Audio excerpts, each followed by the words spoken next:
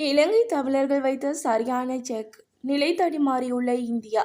India தற்போது தமிழ் மக்களின் ஒற்றுமை பற்றி கதைப்பதை மிகவும் ஆக்கப்பூர்வமானதாக பார்க்கலாம் என பிரித்தானியாவின் அரசியல் ஆய்வாளர் அருஸ் தெரிவித்துள்ளார். குறித்த விடயத்தை நேற்றைய தினம் ஊடகம் ஒன்றிற்கு வழங்கிய நேர்காணலில் கலந்து கொண்டு கருத்து தெரிவிக்கும் போதே குறிப்பிட்டார்.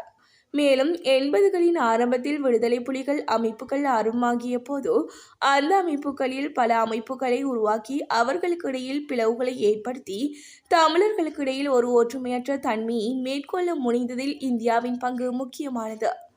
அதற்கான காரணம் இந்தியா தமிழ் மக்களை பலவீனமாக வைத்திருக்க வேண்டுமென நினைத்தது என குறிப்பிட்டார். சிங்களவர்களின் செல்லப்பிள்ளையாக சுமோ. தமிழர்கள் நெருக்கடியாக்கப்பட்ட அவலம். தமிழ் மக்களின் உரிமைக்காக சுமந்திரன் சரியாக போராடியிருந்தால் தென்னிலங்கையில் அவருக்கு இவ்வளவு ஆதரவு கிடைக்காது என அமெரிக்காவின் சாஸ்பேரி பல்கலைக்கழகத்தின் பேராசிரியர் கீதா பொன்கலன் சுட்டிக்காட்டினார். மேலும் வடக்கில் தமிழ் மக்களால் நிராகரிக்கப்பட்ட ஒரு அரசியல்வாதிக்கு தென்னிலங்கையில் தற்போது ஆதரவு அதிகமாகியுள்ளது. ஜனாதிபதி அனுரகுமார திசாநாயக்கவையும் தாண்டி அவருக்கு சிங்கள மக்கள் மத்தியில் பொறுத்த ஒரு ஆதரவு உள்ளது. அத்தோடு ஒரு காலத்தில் தென்னிலங்கையில் ஒரு ஜனாதிபதியாக போட்டியிடலாம் என்ற அளவிற்கு அவருக்கு ஆதரவு இருந்தது என அவர் தெரிவித்தார். தரம் 5 புலமை பரிசில் பரீட்சை நிறுத்தப்படுகிறதா? மக்களின் நிலைப்பாடு. தரம் 5 புலமை பரிசில் பரீட்சை நிறுத்தப்பட உள்ளதாக தகவல் வெளியாகியுள்ள நிலையில் மக்கள் பலர் இதற்கு நேர்மறையான கருத்துக்களை முன்வைத்துள்ளனர்.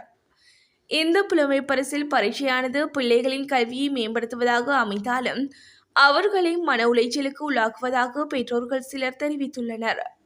அத்துடன் புலமை பரிசில் பரீட்சையானது தரம் 5 அவசியமற்ற ஒன்று என்றும் அவர்கள் குறிப்பிட்டுள்ளனர்.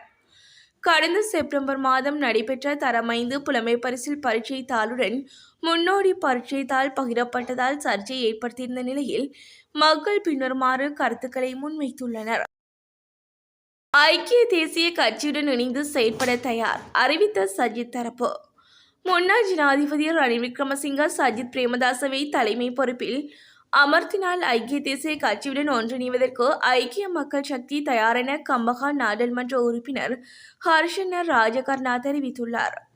கொழும்பில் நேற்று இடம்பெற்ற ஊடகவியலாளர் சந்திப்பில் கலந்து கொண்டு உரையாற்றும் போதே இதனை தெரிவித்தார்.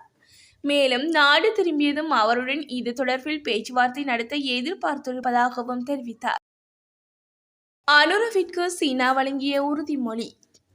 இலங்கையின் காவல்துறையில் பணியாற்றும் அதிகாரிகளுக்கு பயிற்சி அளித்து இந்நாட்டின் மனிதவள மேம்பாட்டை மேம்படுத்த சீனா ஆதரவு வழங்கும் என்று ஜனாதிபதி அனுரகுமார திசாநாயக்கவிடம் சீன தூதுக்குழு உறுதியளித்துள்ளது. சீன கம்யூனிஸ்ட் கட்சி மத்திய குழுவின் சர்வதேச திணைக்கள உப அமைச்சர் சன் ஹையன் தலைமையிலான சீன தூதுக்குழு நேற்று ஜனாதிபதி அலுவலகத்தில் ஜனாதிபதி அனுரகுமார திசாநாயக்கவை சந்தித்த போதே இவ்வாறு உறுதியளித்துள்ளனர். புயல் நகரும் வேகத்தில் மாற்றம். வங்காள விரிகுடாவில் இலங்கைக்கு தென்கிழக்காக உள்ள ஆழ்ந்த காற்றழுத்த தாழ்வு மண்டலம் வடக்கு வடமேற்கு திசை நோக்கி நகர்ந்து வருகின்ற நிலையில் நகரும் வேகம் மந்தமாக காணப்படுகிறது என யாழ் பல்கலைக்கழக புவியியல் துறை சிரேஷ்ட விரிவுரையாளர் நாகமுத்து பிரதீபராஜா தெரிவித்துள்ளார். மேலும் அம்பாறையிலிருந்து தென்கிழக்காக 283 கிலோமீட்டர் தொலைவில் அதன் மையம் காணப்படுகிறது. இன்று காலை 8 மணியளவிலிருந்து 140 கிலோமீட்டர் தூரத்தில் காணப்படும். நாளை மாலை 3 மணியளவில் அம்பாறைக்கு மிக அண்மைத்து அம்பாறையிலிருந்து 82 கிலோமீட்டர் தூரத்தில் அதன் மையம் காணப்படும். இந்த ஆழ்ந்த காற்றழுத்த தாழ்வு மண்டலம் 27ஆம் திகதி அதிகாலை 2 மணியளவில் மட்டக்களப்பு நகரிலிருந்து 91 கிலோமீட்டரில் காணப்படும் என தெரிவிக்கப்படுகிறது. இலங்கைக்கு கிடைக்க உள்ள 200 மில்லியன் அமெரிக்க டாலர். இலங்கையின் எரிசக்தி துறையின் உட்கட்டமைப்பை மேம்படுத்த ஆசிய அபிவிருத்தி வங்கி கடனுதவி வழங்க அனுமதித்துள்ளது. அதன்படி 200 மில்லியன் அமெரிக்க டாலர் கடனுதவியை வழங்குவதற்கு ஆசிய அபிவிருத்தி வங்கி முன்வந்துள்ளது. ஆசிய அபிவிருத்தி வங்கியின் இலங்கைக்கான பணிப்பாளர் டகபூமி கடானோ இதனை தெரிவித்தார். போட்டித்தன்மை கொண்ட புதுப்பிக்கத்தக்க எரிசக்தி மேம்பாட்டை எளிதாக்குதல், எரிசக்தி உற்பத்தி செலவை குறைப்பதற்காக இலக்காக கொண்டு உட்கட்டமைப்பு மேம்பாட்டிற்காக இந்த தொகை வழங்கப்படுவதாக மேலும் சுட்டிக்காட்டினார்.